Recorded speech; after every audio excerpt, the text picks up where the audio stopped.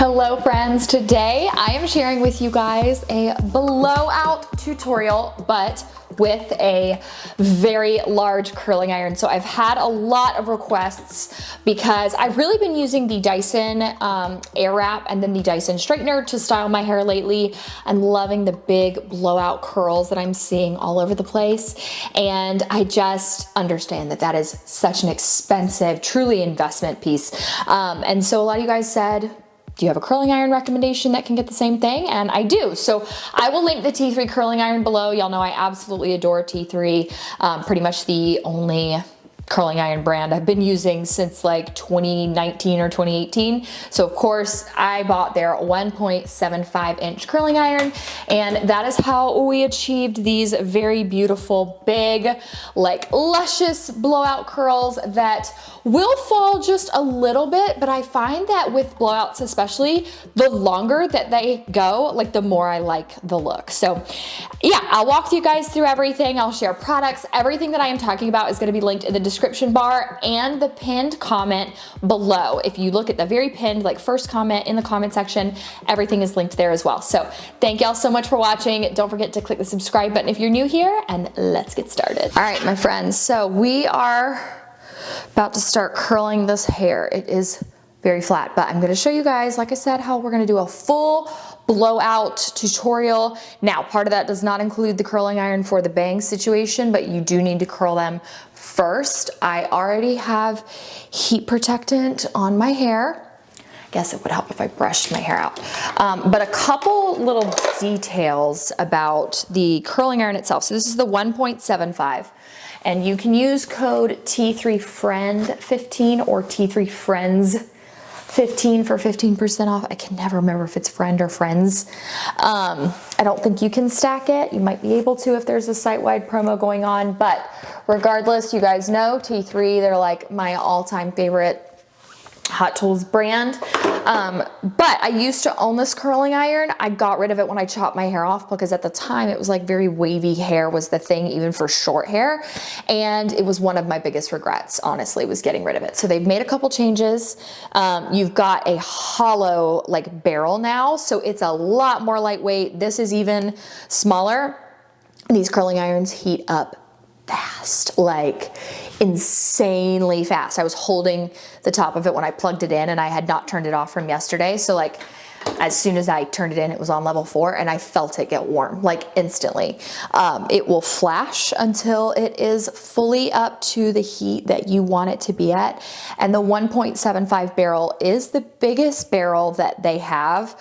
You can't get it in any of their little sets, I don't believe. I think the biggest they go is 1.5 inch. So this is 1.75, but you're gonna get some gorgeous blowout curls, and I'll walk you guys kind of through some of it, and then I'll do like, you know, we'll speed it up, and I won't talk the whole time just to kind of preserve some time. It doesn't take me long, but you're gonna want to, this one doesn't glide as easy, I find, as like some of their other ones, but you're gonna wanna start at the top like you would a normal curl.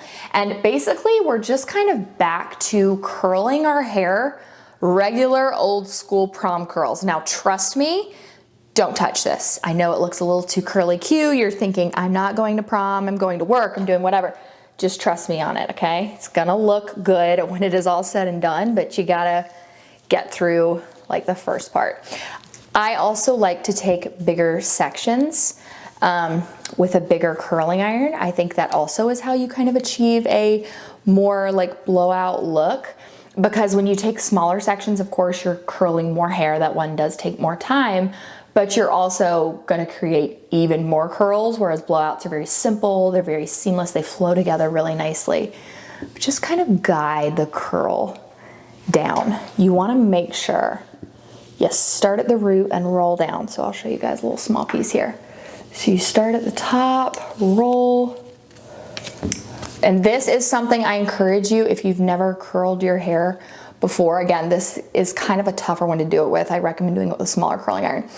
Take your curling iron, keep it off, unplugged, nothing, and then practice with your hair over and over and over again until you can get really comfortable with kind of how to glide the curling iron down. So basically you're not scorching your hair while, you know, you're practicing, but you're just gonna wanna keep releasing the clamp, get that hair to the bottom, hold it for a couple seconds, and again, we want the prom curl.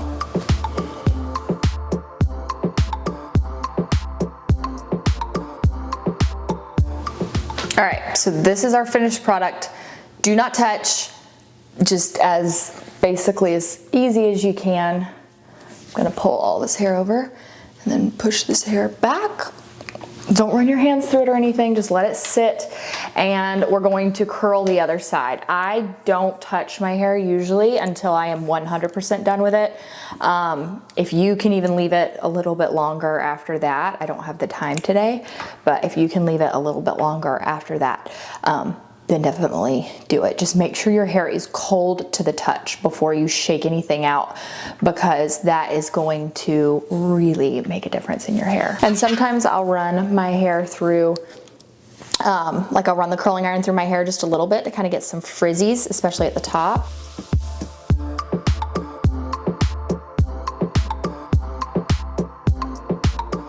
Now, brush all that hair back, make sure you didn't miss any pieces. I usually use a mirror. Yeah, like we've got one piece here that I can one piece here that the roots look a little crazy, so I'm gonna recurl that so it looks a little more seamless. And there you go, you've got your whole bottom layer. Don't touch it, I have to keep saying that. Same with Dyson. I have found that if I let my Dyson curls sit for like 20 minutes even after, you know, it just looks so much better. So, okay, we are gonna separate hair out into 2 sections, and then once again, start from as close to the root as you can get it. I will link these clips. I like to really keep my hair sectioned off. But you start as close to the root as you can get your curling iron. Maybe run it through a couple times if you want to get it a little bit hot, just if you have frizzies up there. I've got postpartum regrowth, so I always have frizzies. And then just kind of do the little loosen method, like loosen up that barrel, pull it all the way down, curl the whole hair, a couple seconds, and then leave it alone.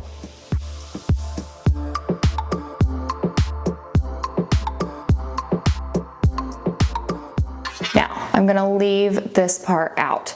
This is my bangs.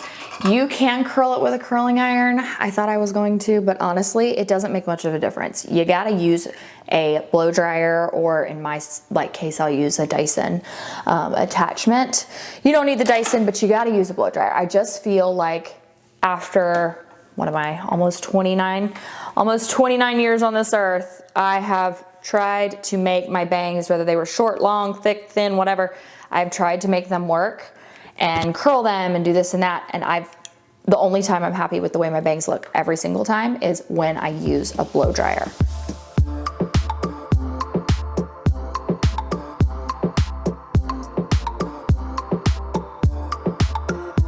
And now that we are done with the main portion, the curling, we are going to take our blow dryer. So again, you do not need a Dyson to do this. You need a round brush, honestly, the bigger the better, and a blow dryer, but of course the Dyson has its own attachment. Okay, like I said, almost 29 years of life. This is the best way to do your bangs, no matter honestly what length they are. So take them and pull them both to the front. My bangs are crazy. I've got so much postpartum regrowth, but this is how I'm going to get the most volume and how I make them look really good. I find that whenever my hair is regrowing postpartum, there's absolutely no volume to it. So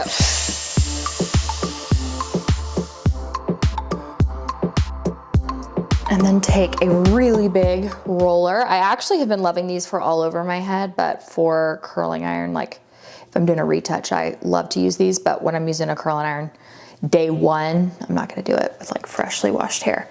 So take that, roller back, clip it in.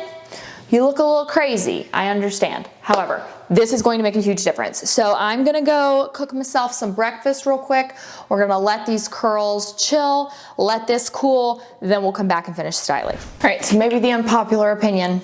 but I also don't spray my hair until after it is 100% done. So pull the big roller out and you can just see like how wispy everything is, and it looks so good. Now again, I have all this like postpartum regrowth that kind of makes my hair just so flat.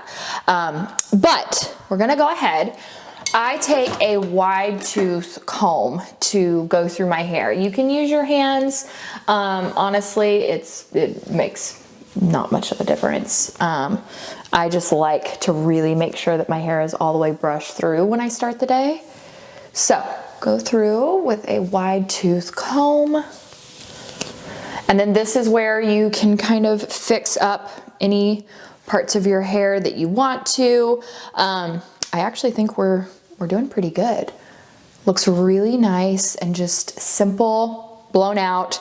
Honestly, about like my Dyson would look. So yeah, I think maybe I can touch up like one piece back here.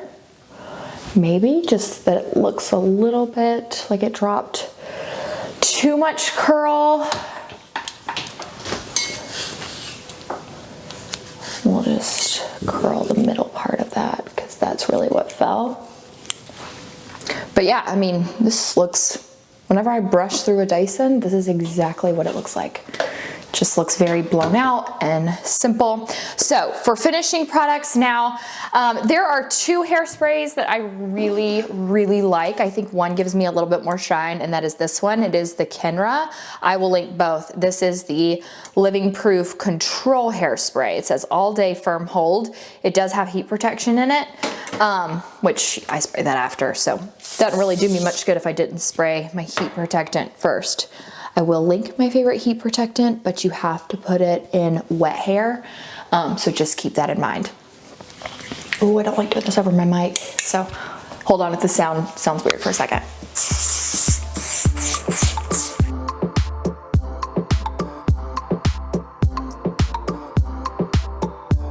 And then lastly, we are gonna do a little bit of hair oil. So there are a couple I like of these, but this one is actually significantly more affordable than the other one that I've used. This is the Shea Moisture 100% Pure Argan Oil.